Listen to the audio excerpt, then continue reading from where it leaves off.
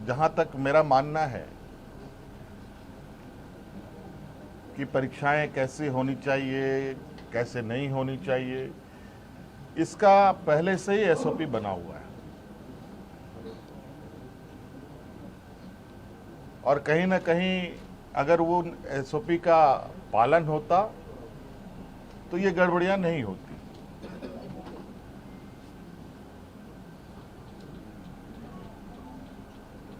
क्योंकि एसओपी में ही इतने कड़े प्रावधान हैं और इतने बेहतर तरीके से परीक्षा लेने का व्यवस्था है, लेकिन फिर भी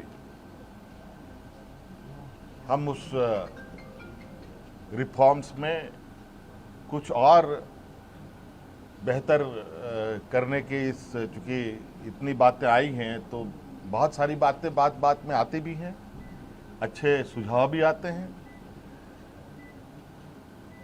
तो उन रिफॉर्म्स में उन सबको भी जोड़ा जाएगा। और चूंकि हमने पोर्टल भी खोल रखा है, चाहे वो छात्र हो, शिक्षक हो, अभिभावक हो, उस विषय पर अपना उस पोर्टल पर अपने सुझाव दे सकते हैं और विशेषज्ञों की टीम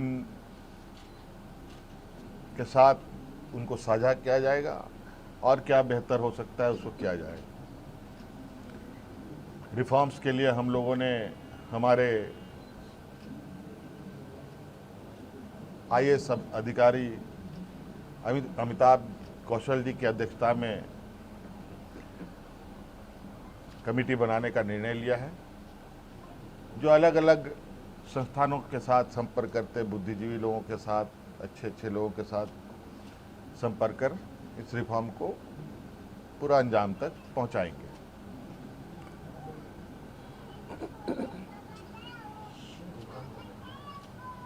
दूसरी बात, जेपीएससी का जो 14वीं जेपीएससी की बात है, मुझे लगता है कि हमारे माननीय मंत्रीगणों के टीम के साथ बैठने के दौरान ही वो चीज़ें सुलझ गई थी। बैकलॉग की भी बात सुलझ गई थी और कई जगह पर लोग नियुक्त भी हुए हैं। उसको लेकर छात्र के तरफ से भी और मंत्रीगणों की तरफ से भी कोई कंक्लूजन पर नहीं पहुंच पाए।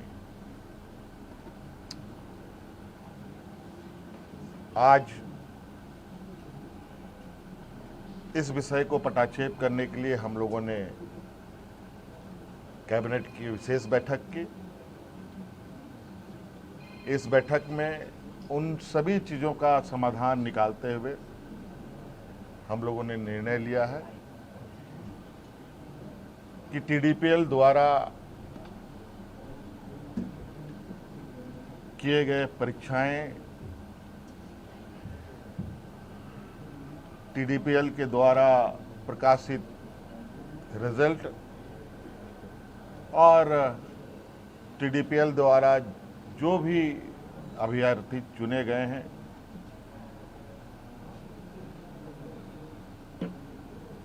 या शामिल हुए या टीडीपीएल के जितनी भी गतिविधियां यहाँ हुई हैं उन सभी को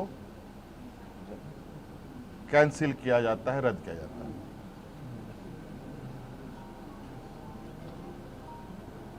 और नौजवानों में सबसे बड़ा जो मुझे लगता है कि मुख्य मांग उनका सबसे प्रमुख मुख्य मांग रहा है जेपीएससी सीजीएल के संदर्भ में, क्योंकि हमने उसमें भी एक हमारे मंत्रीगणों ने आश्वस्त किया था इस विषय की जांच चल रही है। इसके लिए हम लोग रिटायर्ड जज की अध्यक्षता में संपूर्ण जांच कराएंगे, क्योंकि कभी कभी ऐसा लगता है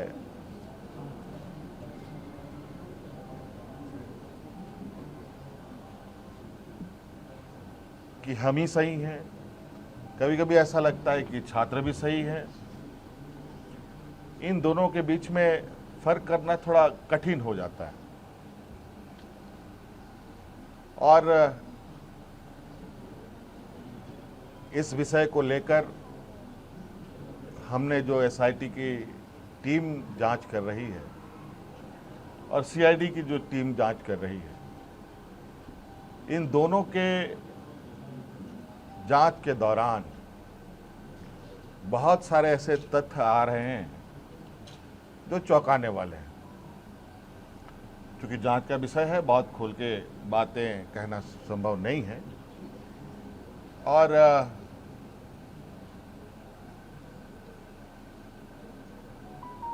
कुछ लोग जो सीजीएल में नियुक्त हुए हैं,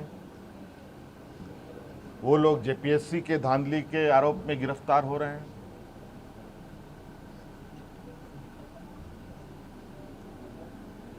और कई कंपनियां जो यहाँ कार्यरत हैं,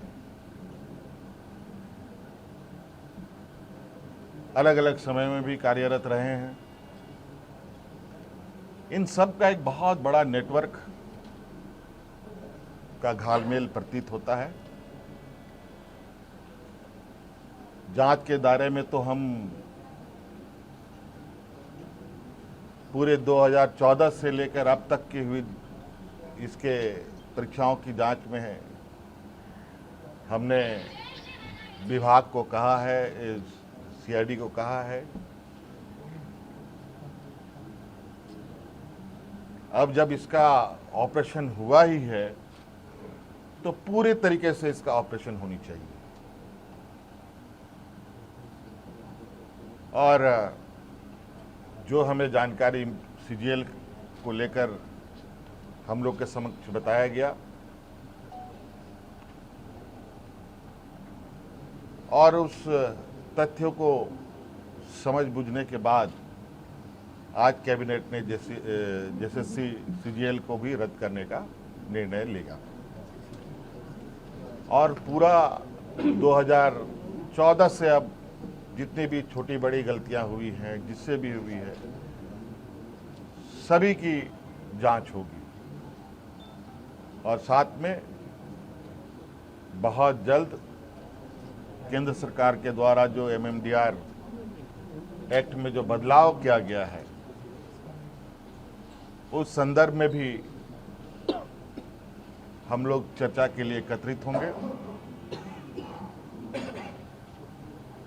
हो सकता है इस विषय पर एमएमडीआर एक्ट संशोधन पर